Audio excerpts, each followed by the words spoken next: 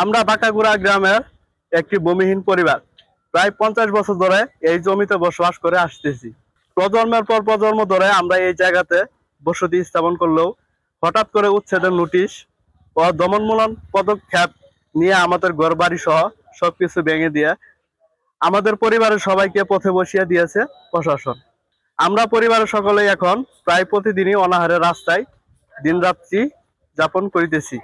তাই আমাদের এই উচ্ছেদ একটি অমানবিক ও যৌক্তিক উচ্ছেদ হিসাবে উল্লেখ করে অবিলম্বে এর বিরুদ্ধে প্রশাসনের হস্তক্ষেপ কামনা করি। আশা করিতেছি প্রশাসন খুব দ্রুতই আমাদের এই অসহায় ভূমিহীন পরিবারকে আমাদের আগের জায়গায় থাকার অনুমতি প্রদান করবে। আমি লিখিত বক্তব্যের মাধ্যমে আরো জানাচ্ছি যে আমরা প্রজন্মের পর প্রজন্ম ধরে এখানে বসবাস করে আসিতেছি। এই জায়গা ছাড়া আমাদের আর কোথাও যাওয়ার জায়গা নেই।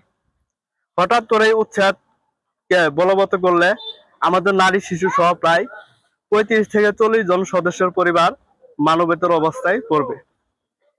আমরা ভুক্তভোগী পরিবার প্রশাসনকে আহ্বান জানাই, এই অমানবিক উচ্ছেদ কার্যক্রম বন্ধ করে আমাদের এই অসহায় ভূমিহীন পরিবারকে ভূমি মালিকানা ও লিজ প্রদানের পুনর্বাসনের ব্যবস্থা করে এবং অবিলম্বে মানবিক সহায়তা প্রদান করিতে হইবে।